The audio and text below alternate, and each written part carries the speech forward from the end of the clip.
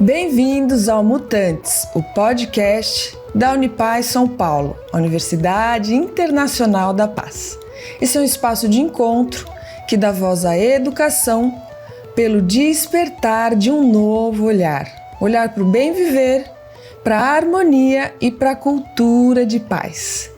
Mutantes, junte-se a nós, embarque nessa experiência rumo à plenitude do ser. A nova humanidade acontece agora. Eu sou Vivian Amarante, cantora, compositora, educadora e aprendiz, e sou parte do Conselho Gestor da Universidade Internacional da Paz, em São Paulo. E hoje eu vou ter a grande alegria, a honra, o grande presente de conversar com o meu querido Ken O'Donnell sobre inteligência espiritual nas organizações. Para quem não conhece, o Ken é nascido na Austrália e vive no Brasil desde 1979. Ken é consultor e treinador, tendo trabalhado em algumas das maiores empresas nos 5 continentes. Ken é convidado frequentemente como palestrante em congressos e simpósios em diferentes países, abordando temas ligados à gestão de qualidade avançada, o fator humano no desenvolvimento organizacional e a ética no ambiente de trabalho. Ele é o criador do programa de autogestão e qualidade de vida, que já foi conduzido de forma bem-sucedida em 29 países, e é um dos fundadores da consultoria global Oxford Leadership. Ken escreveu 19 livros sobre liderança e desenvolvimento pessoal e organizacional. É também o coordenador para a América do Sul da organização Brahma Kumaris, que atua no desenvolvimento de valores humanos em todos os níveis da sociedade. E foi ele aquele quem co-introduziu o conceito da inteligência espiritual nas organizações, no mundo corporativo, e é sobre esse assunto que a gente vai conversar aqui hoje. Eu estou muito feliz com essa conversa, eu estou muito feliz de estar aqui. O Ken é uma das pessoas que eu sou apaixonada por esse assunto, é uma das pessoas que eu mais admiro. É uma grande honra, Ken, receber você aqui hoje no Mutantes. Você, esse grande mutante atuante aí, de um lugar assim tão expressivo e amoroso, né? Trazendo sabedoria e trazendo consciência sobre tantos assuntos do desenvolvimento humano. E hoje a gente vai falar aqui sobre a inteligência espiritual nas organizações. Meu querido, seja muito bem-vindo aqui ao nosso podcast. Muito obrigado por suas palavras gentis. Eu também, desde o início, eu conheci Pierre assim, no começo da Unipaz, lá em Brasília, e eu, inclusive, numa época, ele me convidou, isso foi nos anos 90, para tentar, não aconteceu de fato, mas tentar criar um departamento dentro da Unipaz chamado Desenvolvimento Organizacional Holístico. Fizemos várias coisas, iniciativas, mas eu ia para Brasília uma vez por mês para ficar alguns dias lá com ele. Tenho muitas boas lembranças do Pierre.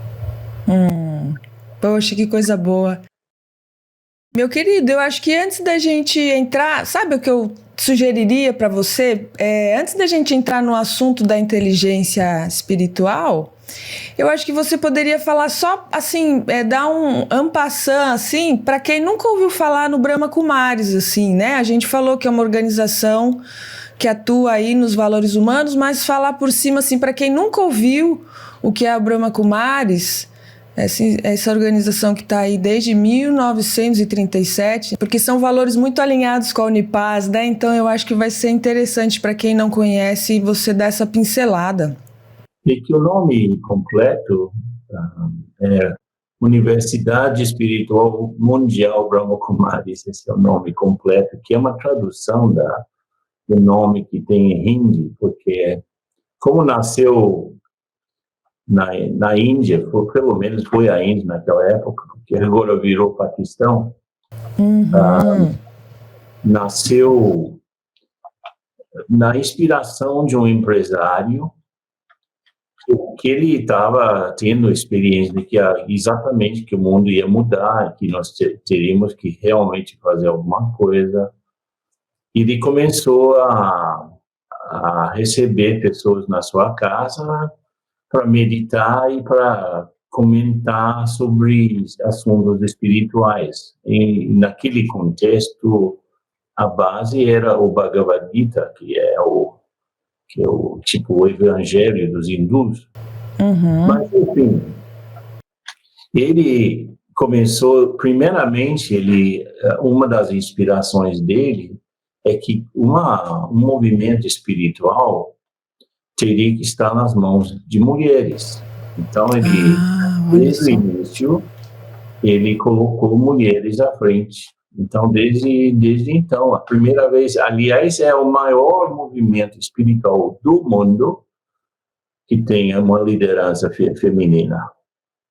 Porque nós estamos em 120 países, com dezenas de milhares de escolas espalhadas aqui e ali. Só no Brasil nós temos 40. E nosso trabalho é outra coisa que ele especificou, que todo o trabalho que nós fazemos teria que ser oferecido de forma gratuita. Então, nossas atividades, nossos cursos, nossas palestras, nossos retiros não têm custo. E é mantido pela contribuição espontânea. Mas ter ou não ter dinheiro não é uma condição de você poder participar dos nossos cursos. Se você não tem, participe igual. Mas as pessoas ficam tocadas por essa atitude generosa. Então, nós temos, assim, nós crescemos muito nesse modelo de negócio, digamos, que não é nem negócio, mas um modelo operacional que basicamente usa uma das leis bases da humanidade, que é a lei de karma. Se você dá, você recebe. Então, nós oferecemos cursos, palestras, workshops, retiros sobre assuntos espirituais, e nós seguimos a linha de meditação de Raja Yoga. Raja Yoga é justamente o yoga da meditação. E aqui no Brasil fomos um dos pioneiros de introduzir meditação aqui. E aí, naquela época, quando eu cheguei, não tinha muita concorrência. Então, especialmente um programa extremamente bem estruturado para ajudar as pessoas a aprenderem como meditar. Assim, nosso trabalho tem a ver com ensinar meditação, ajudar as pessoas a desenvolverem suas virtudes, e também tem aquilo que nós participamos através de diferentes interesses. Temos grupos que trabalham aplicar conhecimento espiritual, valores em diversos meios, como meio ambiente, área de saúde, organizações, enfim. Temos grupos de mulheres, grupos de jovens, temos cursos para crianças. Então, é difícil colocar numa frase tudo que a gente faz. Claro, não, e há tanto tempo, né? Quase já tem seus 80 e tantos anos aí atuando, né? E aqui no Brasil desde 79. Então, certamente aqui nessas bandas não tinha muita gente fazendo isso em 79. Maravilha, fica aí o convite já para o ouvinte conhecer o trabalho espetacular do Brahma Kumaris, né? E temos um app que tem todas as informações, que é simples, é BK de Brahma Kumaris, BK Medita. BK Medita é o nome do app. Que legal. Maravilha. Tanto no iOS como no Android. Medita. Aí tem todas as informações, palestras, meditações, também gratuitas. Maravilha. Obrigada, Ken, por trazer aí e por estar fazendo esse serviço, né, há tantos anos, assim, é muito um trabalho muito abençoado. Que bom.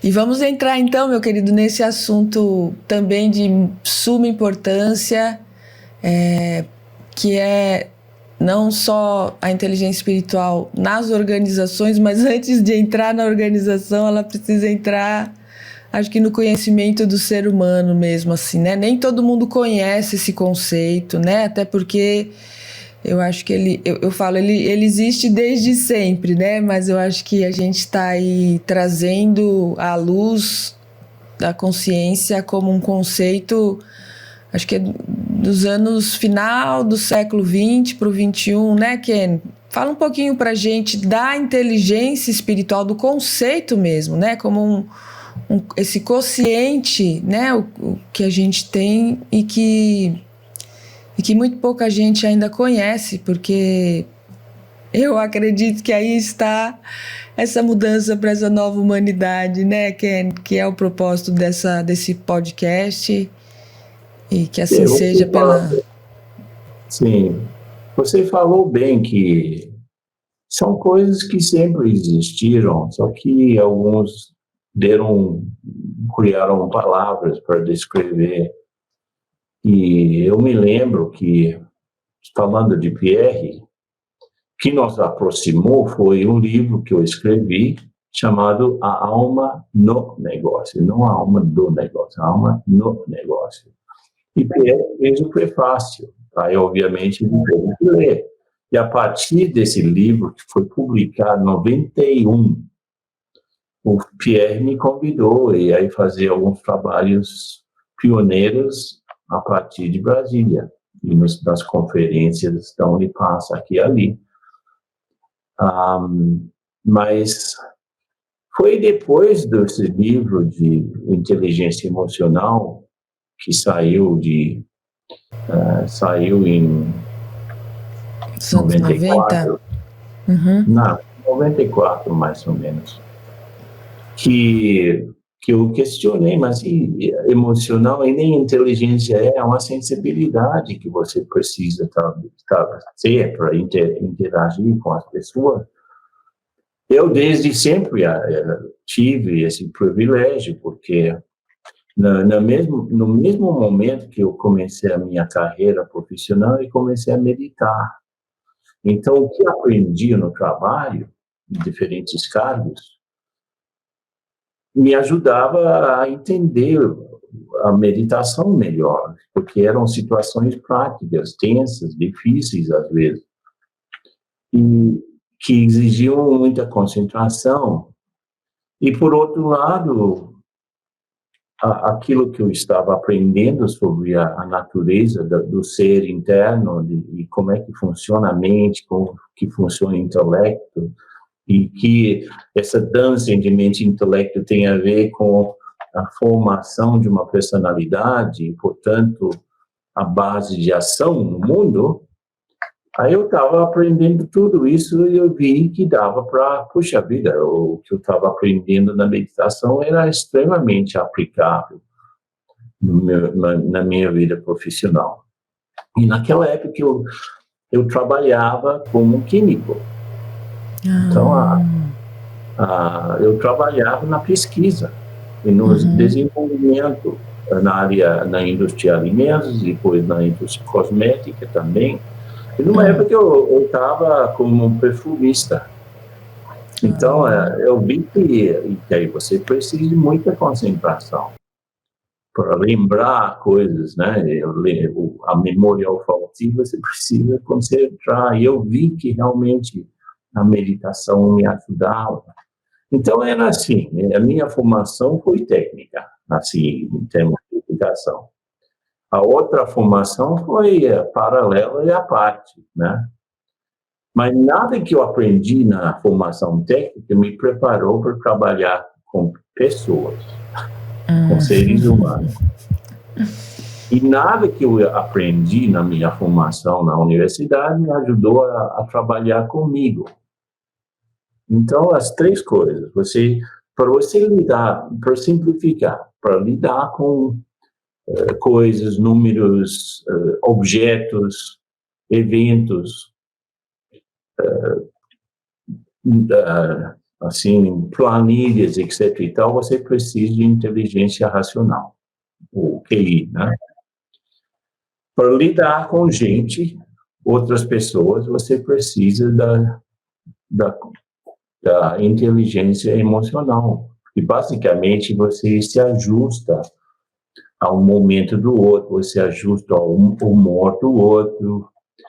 Essa capacidade de ajustar-se tem a ver com essa sensibilidade emocional que foi chamada de inteligência emocional, né? Não sensibilidade. Eu questionei na época. E que tal a inteligência espiritual, algo que eu sempre trabalhava, e que eu entendi assim, lidar com coisas, números, etc., inteligência racional, lidar com pessoas, inteligência emocional, lidar com você próprio,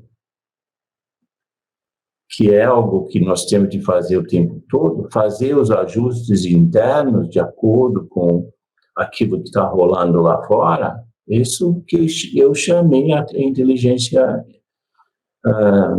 espiritual. E justamente você mencionou Dana, que escreveu esse livro, Wiring the Corporate Soul, em que ela introduziu, em 97, em junho, foi publicado esse livro, e aí ela introduziu o conceito de inteligência espiritual nesse livro. Mas no mesmo ano, na verdade, em janeiro desse mesmo ano, eu lancei um livro chamado Endo Quality.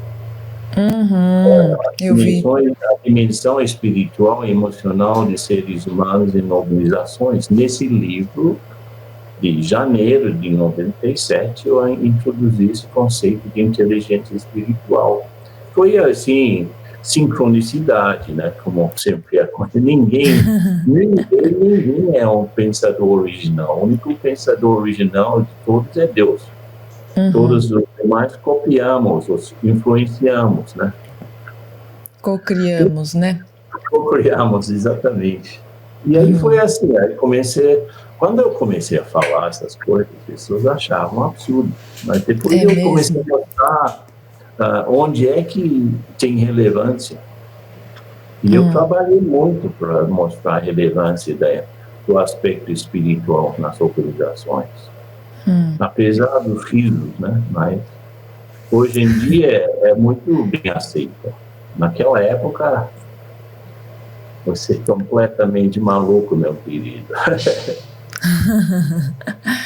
Que bom te ouvir falar que já é bem aceito hoje, Ken, porque eu sinto até assim que aqui, sei lá, pontualmente falando, no Brasil, nós temos uma questão que tem uma religião chamada espiritismo. E aí eu acho que muita gente acaba confundindo, né, essa inteligência, essa tecnologia, essa sensibilidade que é a espiritualidade, essa inteligência espiritual com religiosidade, né? Quando, na verdade, a religião é uma ponte para... Mas é um conceito muito mais amplo, né, da inteligência espiritual. A espiritualidade, não exatamente inteligência espiritual, mas eu já trabalhei com grandes empresas onde está não apenas a ideia de inteligência espiritual aceita, mas eles inclusive fazem a meditação, param e meditam. Eu conheço um monte de lugar que faz isso. Agora, o que é exatamente é você está cercado por situações o tempo todo, você está cercado por pessoas com diferentes níveis energéticos, diferentes desejos, inclusive. E aí, além disso, estamos cercados por tantos tipos de vibrações, né, que cada um que pensa gera uma energia, essa energia fica na atmosfera, e se você não se protege, você tem dificuldade, mas a diferença entre espiritualidade e religiões eu entendo assim. Você pega uma roda de bicicleta E você tem os aros, né? Que saem, igual que esse desenho atrás de sua cabeça, né? Tem o centro e depois tem os raios. E aí na ponta dos raios está o pneu da bicicleta, né? Então, nas pontas, imagine que cada raio fosse uma religião, uma tradição. E você olha essa roda como uma coisa toda. Para andar, você precisa de raios, ou de aros, raio em espanhol.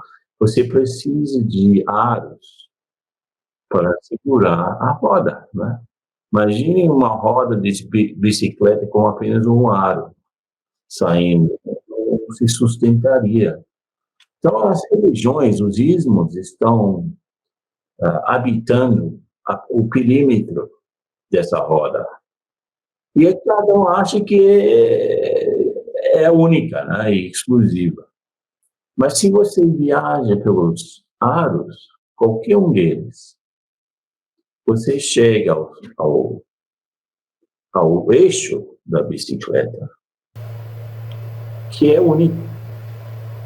E esse lugar central da roda das religiões chama-se espiritualidade. E é o território comum. Inclusive, ateísmo é um desses aros, né? Então, não é que o ateu não tem espiritualidade, esse é absurdo pensar assim. Espiritualidade, em essência, é que nós somos seres espirituais passando por essa atividade humana. E qualquer ato nosso, qualquer palavra nossa, é de origem espiritual, porque a origem é o espírito, a alma, o ser, a energia consciente, todos esses são sinônimos. E aí você expressa isso, bem ou mal. Então, bem significa que eu expresso ajuda a mim e ajuda as pessoas em volta, ajuda o todo, ajuda o mundo. Isso aqui é o bem. E o mal é quando eu retiro, eu diminuo o efeito benéfico em alguém ou alguma coisa por uma atitude, uma palavra, por uma ação, até um pensamento. Então, eu que gerencio, o ser espiritual, gerencio a minha manifestação para o bem ou para o mal. E aí a espiritualidade é natural. E talvez a palavra seja difícil para algumas pessoas, mas na verdade é apenas a expressão do ser. O Roberto Crema, que é o reitor da Unipaz, ele tem uma palestra, eu ouvi ele falando assim que enquanto não ousarmos falar sobre espiritualidade, né, não haverá plenitude do ser. Né? Né? Tem que falar. Agora, por exemplo, como minha área profissional, porque na Brahma Kumaris eu sempre fui um voluntário, inclusive todos nós somos voluntários, não somos sustentados pela organização. E aí, então, paralelamente, eu tive que trabalhar sempre. Aí eu trabalhava na pesquisa, mas eu tinha feito alguns cursos sobre processos dentro de organizações. E aí eu comecei a ser consultor no começo dos anos 90, colocando algumas dessas ideias na prática que eu estava experimentando. Aliás, enfim, no meio, acho que eu comecei realmente como consultor em 85. E aí, sei lá, quase 40 anos atrás.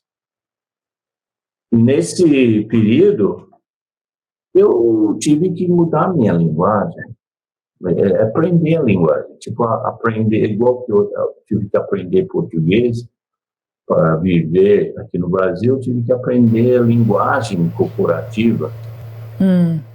Mas, por exemplo, em toda empresa você chega, você vê os nossos valores são A, B, C, D, né? E eu escrevi um livro chamado Valores Humanos no Trabalho, e o subtítulo da parede para a prática, porque a maioria deixa os valores na parede, né? Que ótimo. E aí, aprendendo a linguagem, mas você vê, para trabalho de equipe, você precisa, ninguém duvida que precisa de ter valores como respeito, como confiança, como muitas coisas. E cada atitude tem o seu lado alto. Você tem respeito, você tem autorrespeito, você tem confiança, você tem autoconfiança. Esse auto é a inteligência espiritual. Uau! Aprender a dirigir esse auto. O auto de tudo, autorresponsabilidade, autoconfiança, autoconhecimento, auto. A forma reflexiva do substantivo. E aí eu mostrava para as pessoas, olha gente, o que está falando aqui? Você quer um bom trabalho de equipe, o que vocês precisam? Eles fazem uma lista. E aí como vocês vão ser mais respeitosos, mais confiantes, mais etc., mais determinados? Todas essa uma vez eu sentei para colocar todos os valores ou virtudes que começam com a letra C. Aí foi indo, meia hora depois tinha mais de 100. Compreensão, comunicação, confiança, só C. Então, coragem. Então, Colaboração.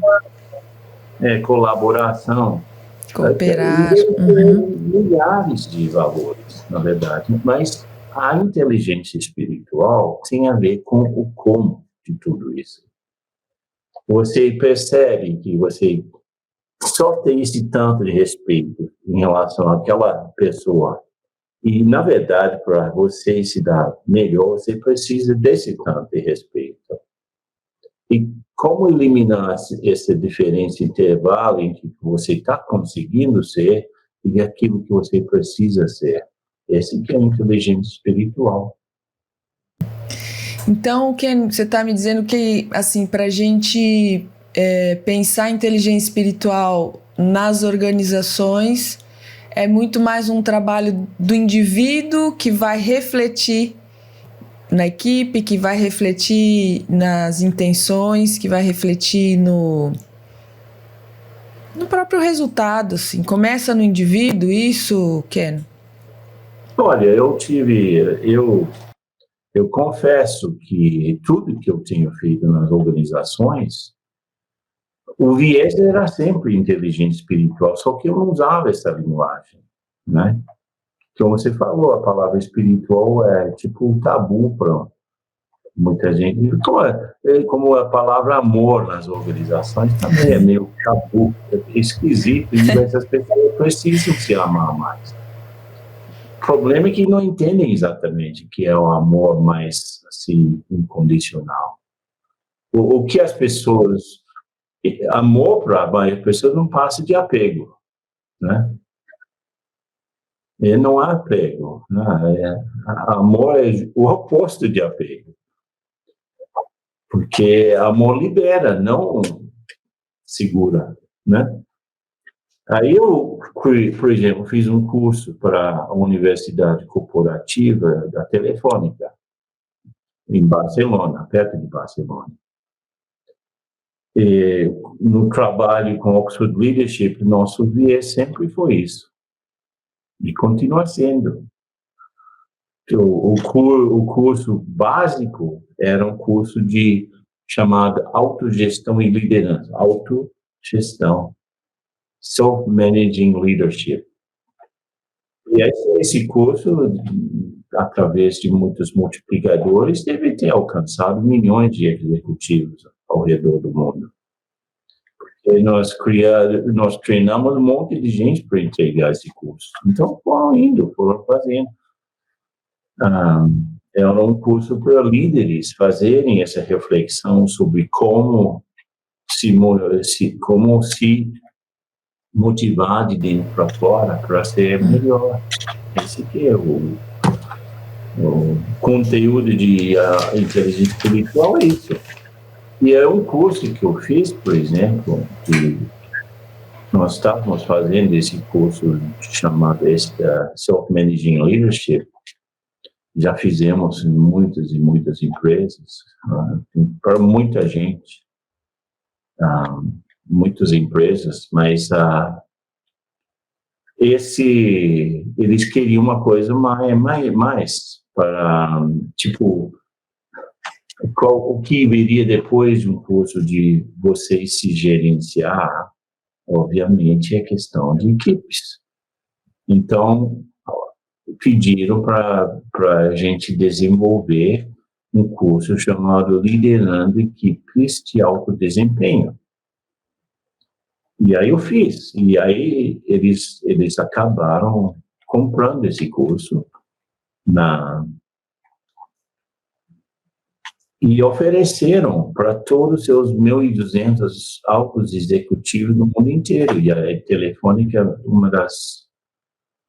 Aqui é vivo, né? Mas é a segunda maior empresa de telecomunicações do planeta. Uau! Então, ele é um enorme, sabe, um monstro. Yeah. Mas eles queriam algo para... Então, na forma que eu penso, usei um modelo que a gente usava, que na verdade muita gente já emprestou, e a gente criou esse modelo nos anos 80, um iceberg. Você tem a parte visível, que é onde você planeja, onde você sistematiza, onde você organiza as coisas visíveis, onde você investe, onde você tem tecnologia, a parte visível. Mas a parte que você não vê são a parte que você não vê são os relacionamentos, as crenças, aquilo que rola entre as pessoas no sutil, esse tipo de a vibração, tudo isso, o ambiente do trabalho, tudo isso é invisível. E se você planeja, você investe só no plano e não leva em conta a parte invisível do iceberg, que é mais de 90% do iceberg, icebergs não seguem ventos, seguem correntes. E você não mexe com essa parte invisível, que seria a cultura, mais ou menos, que se cria. Então, a minha ideia era trabalhar essa parte de baixo do iceberg para que esses líderes pudessem criar equipes de alto desempenho e como manter. E é uma equipe de alto desempenho igual uma equipe esportiva, eles são completamente comprometidos, são completamente, têm confiança um no outro, têm agilidade de passar a bola, etc. Então, e não tem as equipes, se você tem uma equipe só de estrelas, não funciona, porque não existe humildade. Então, como ter humildade de lidar com os outros, como ter a gentileza de falar, como falar bem, como escutar bem, tudo isso é você, meu querido, é você com você. E aí eu não usei essa linguagem inteligente, vamos fazer um curso de inteligência espiritual. Não, vamos fazer um curso de liderando equipes de alto desempenho, em que tudo passa por essa lógica. Então, todos os seus executivos tiveram que... Era obrigatório fazer esse curso.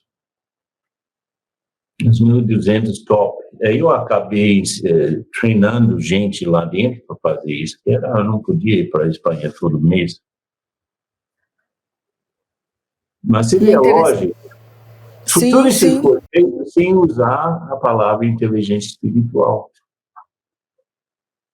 É interessante, né, Ken? Porque trazendo essa visão, você traz a autorresponsabilidade, né? Quando você fala que todos eram obrigados a fazer esse curso, na verdade é uma grande oportunidade pro colaborador ou pro líder, enfim, pro indivíduo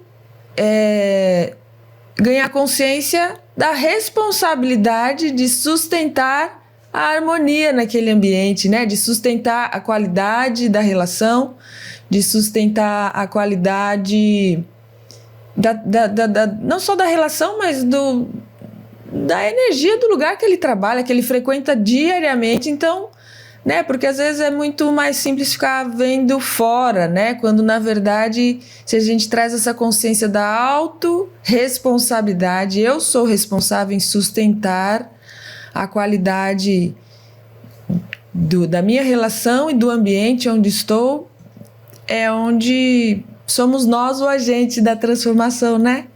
Que a gente quer. Mas olha, a transformação começa com outro autotransformação. Se você não se transforma, vai transformar o quê? Então, esse que tem gente muito eu também eu não sou muito fã de esses estudos acadêmicos áridos. E eu estava com um grupo de biólogos recentemente, todos PhD, e estavam falando sobre sustentabilidade. E eu estava, assim, eu tinha voltado dos Estados Unidos, onde eu peguei Covid. Então, eu estava estava cansado, não estava conseguindo dar muita atenção, estávamos num papo sobre a sustentabilidade. Mas você vê que, sabe, é o discurso intelectual passa longe da inteligência espiritual que a gente precisa para realmente fazer algum ato de sustentabilidade. Uhum.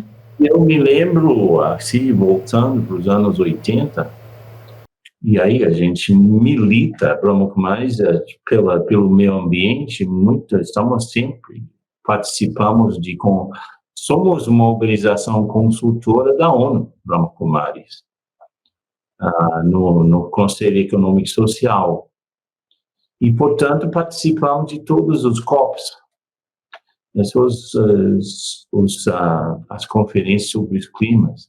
E nós começamos a isso nos anos 80, falar sobre cuidar do meio ambiente, etc. e tal. Eu me lembro só para dizer, eu me lembro de uma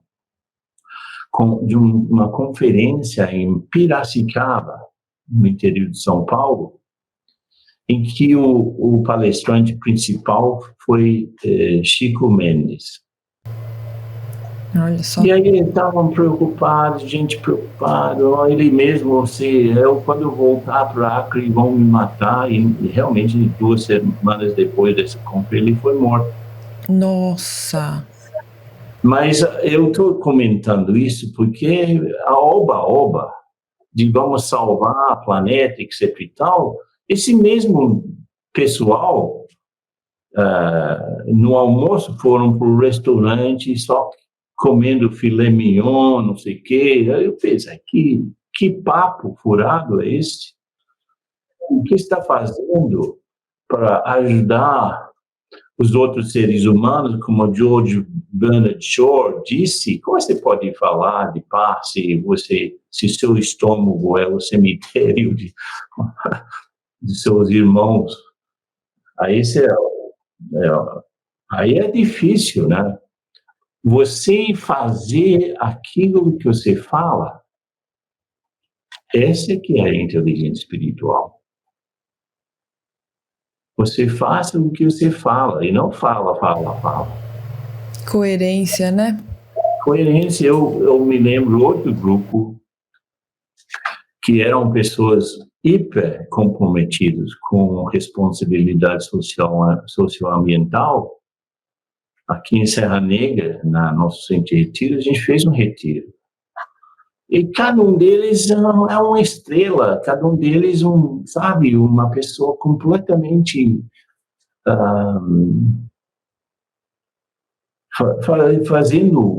fazendo trabalho em todo o país, palestras, encontros, não sei o quê.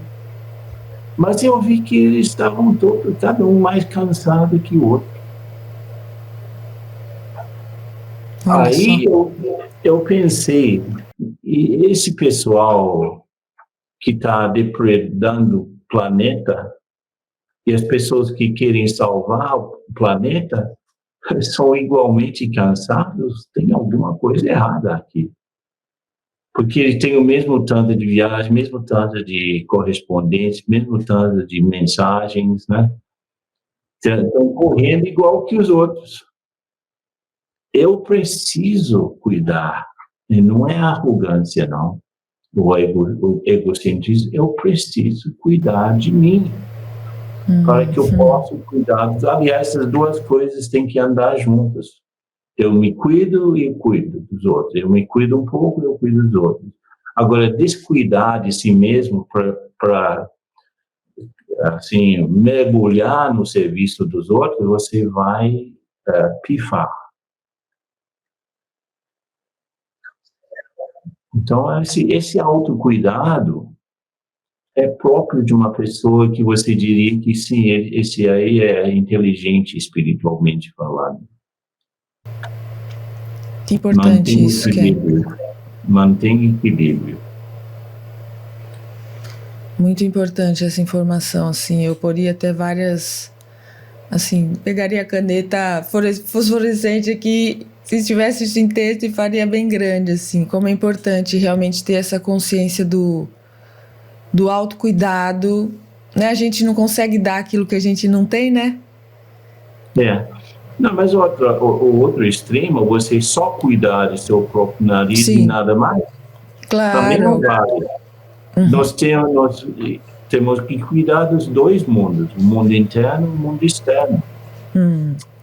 Não perdermos no mundo externo e não perdermos no mundo interno também. Temos que equilibrar os dois. Sim. Né? E eu quero uma coisa que você coloca muito, né, nas suas falas e nos seus livros, assim, né, não só desse assunto, mas do desenvolvimento pessoal como um todo. Você fala muito, né, daquilo que nos move, né? E eu acho que isso tem muito a ver com o tema que a gente está trazendo aqui, porque esse autoconhecimento é um convite para a gente descobrir, né, o que me move. E como é que é isso na organização? Como é que você traz isso para o mundo corporativo, essa visão, Ken? Na verdade, se você ajuda alguém a descobrir seu propósito maior, que seria a resposta da pergunta, eu existo para. Meu negócio aqui nesse mundo é. Esse aqui é seu propósito. E, por exemplo, não é tão complicado. Olha, o propósito de água é que saciar a sede, né? O propósito deste programa é passar informações legais para as pessoas. O propósito da Câmara é isso. Não é, você não vê a luminária fingindo ser a porta. Ou a porta tratando de ser uma caneta. Nem uma semente de carvalho sendo abacateiro, né? Cada coisa tem o que é o que faz são muito claros. E por que não é tão claro para a gente? O que eu sou, o que eu faço? E se eu ajudo as pessoas a descobrirem isso, pode ser que já aconteceu isso. Pode ser que não queiram ficar na empresa. Mas também tá bom, né? Porque o Departamento de Recursos Humanos não quer carregar alguém que não está comprometido. Mas se a pessoa não descobre por que se levanta todo dia para fazer alguma coisa, ele vai fazer tudo meia boca. Então, convém ajudar os indivíduos a descobrirem o que é que os move. E aí, se isso é associável às metas da empresa, que é difícil você, por exemplo, eu quero salvar o planeta, eu trabalho na indústria de cigarros. Né? Não é compatível. Não é compatível. Valores então, mesmo. Uhum. Se aquilo que eu sei fazer, que aquilo que o mundo precisa de mim, se aquilo em que eu sou bom, se esses elementos se convergem, aí estou feliz, né? Eu faço aquilo que o mundo precisa e que eu gosto, e eu faço bem, bem-aventurança, não é? O conceito do Ikigai, né? No japonês falam dessa intersecção, né? Eu faço bem, o mundo precisa, sou remunerado para isso, né? Estamos aqui na matéria, isso é parte da nossa experiência.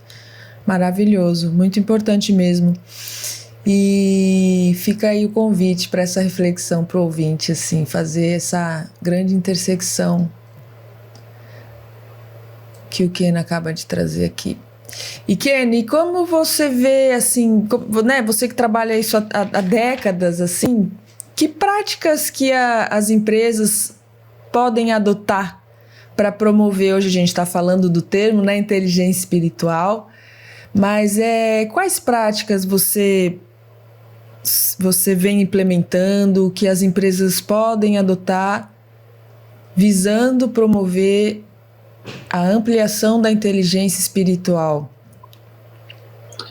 Sem usar essa linguagem, como disse, já implementei essa visão dos dois lados do iceberg para que a parte de cima e a parte de baixo andam na mesma direção. E aí você tem que mexer com um monte de coisinhas. Mas se você associa o planejamento estratégico, na verdade, a execução estratégica, se você alinha isso a um desenvolvimento dos indivíduos, você consegue ter uma resposta mais integral, uma resposta mais holística. Porque você faz um plano sem as pessoas não têm vontade. Então, como você tem que motivar as pessoas andarem com mais motivação, você tem que estabelecer seu grau de autonomia, sua capacidade de confiar em si mesmo. Então, você tem que introduzir diferentes práticas humanas como parte da cultura da empresa. É um trabalho, viu? É um trabalho. É uma construção, né? E uma vez eu estava trabalhando com um governador num pequeno estado do México e nós ajudamos, eu e outro colega australiano, a ter um governo estadual maravilhoso, baseado nesse sucesso do seu governo, ele postulou ser presidente do México e ganhou. E aí ele subiu e, quando já era presidente, chamou eu e o meu outro colega australiano, que fundamos Oxford Leadership. Nessa época era Oxford Leadership, eram nós dois. E ele nos convidou para reestruturar estrategicamente o Ministério da Educação do México. Então, um negócio fabuloso. Mas como a gente tem essa ideia mesmo da nossa visão holística, o que se aplica no pequeno, você pode aplicar no grande, é uma questão de escala. Nós usamos um modelo mental para nortear nosso trabalho. Você tem que focar, tem que ter foco, e focar nas poucas coisas que fazem a diferença. Mas você tem que ter vontade. Se você não tem vontade, só tem foco, e aí? Mas você não pode só ter foco e vontade, você tem que ter capacidade. E aí você é um negócio dinâmico, né? O foco puxa a vontade a pessoa vai atrás das habilidades necessárias, ou inclusive o próprio empreendimento atrai essas habilidades, pessoas vão querer trabalhar nessa. Se você tem um foco interessante, inspirador, é o começo.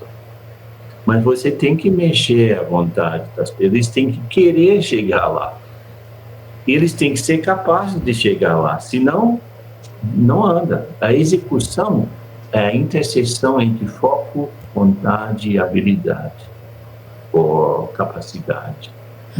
Então a gente usou era o modelo, mas vamos construir isso. E como os mandatos lá são de 6 anos, não de 4, deu para realmente fazer alguma coisa interessante.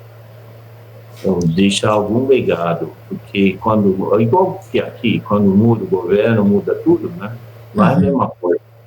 Então, nosso papo para eles era, eu criei uma equipe de 300 internos, 300 consultores internos para fazer isso. Mas a instrução é criar um legado tão legal que quem vier depois não vai querer mudar. Então, esse foi o nosso lema. Que bonito. E é isso, né? Que é, né, assim, a pessoa se envolve naquilo a partir de um motor interno, né? A gente perguntar o que me move, e aí a gente põe foco nisso, né? Tem até um livro da Dulce Magalhães, que é uma grande mestra que a gente teve na Unipaz, que o livro chama-se O Foco Define a Sorte. Grande Dulce. Grande Dulce, saudosa Dulce.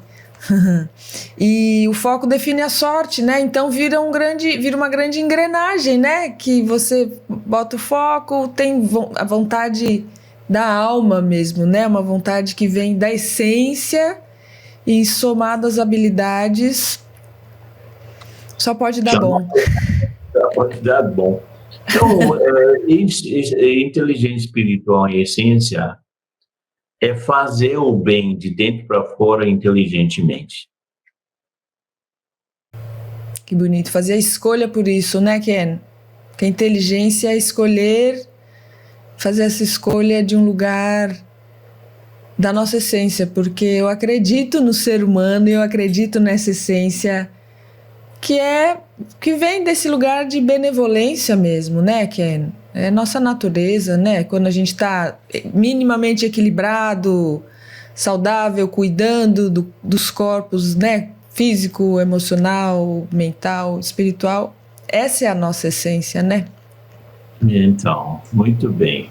Muito bem. É isso, meu querido. Que maravilha, que honra. Eu costumo sempre, quando a gente chega aqui no final da nossa conversa, Ken, fazer um convite assim, se você tivesse que resumir, né, trazer um convite, uma sugestão, mais do que uma dica, assim, uma fala do seu coração para os corações que estão aqui nos escutando, em síntese, o que você deixaria assim como inspiração, Ken? Que todos nós teremos nossa carteira de habilitação para todos esses autos. Carteira de habilitação para os autos. Muito bom. Maravilha. Muito obrigada, Ken. Muito obrigada pela sua disponibilidade, pela sua grandeza de atuação como ser humano aqui na Terra, plantando essas sementes aí da expansão da consciência, da benevolência e de ser humano, né? Porque é sobre isso, né? Ser humano, né?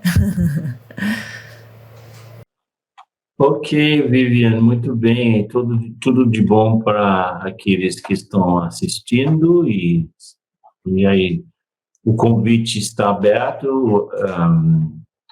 Fiquem com esse aplicativo BK Medita e vocês podem descobrir os retiros que nós conduzimos. Temos 3 centros de retiros no Brasil, um aqui em Serra Negra, outra na Laura de Freitas, na Bahia, e outra na Serra do Cipó, perto de BH. Olha só. Então, temos a programação assim, aberta e vocês podem se inscrever e tomar benefício assim. Todos os nossos assuntos na Brahma Kumaris são esse tipo que eu falei, mas quando eu comecei a aplicar isso em corporações, eu tinha que realmente entrar no estudo dos números e blá, blá, blá. Então, era plenamente um trabalho profissional, mas a essência nasce aqui, nasce na espiritualidade, né? Nessa carteira de habilitação dos autos, adorei. Muito bem, muito obrigada, Ken. Mais uma vez, obrigada a você também, ouvinte, que está aqui nos escutando até agora. Fica o convite também para você conhecer, quem não conhece a Unipaz, conhecer, nós temos aí o site unipazsp.org.br.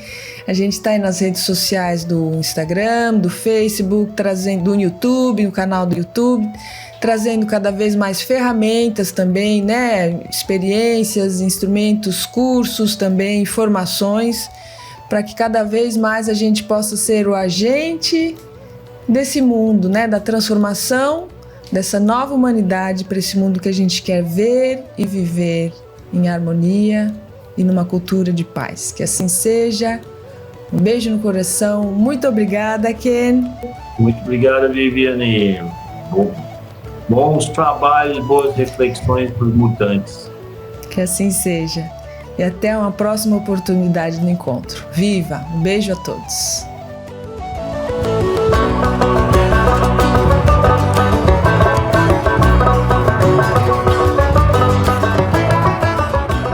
O podcast Mutantes é uma realização Unipaz São Paulo. Produção Dharma Rocks e Vivian Amarante. Apresentação e roteiro Vivian Amarante. Edição Rogério Diniz. Trilha sonora Bruno Maia.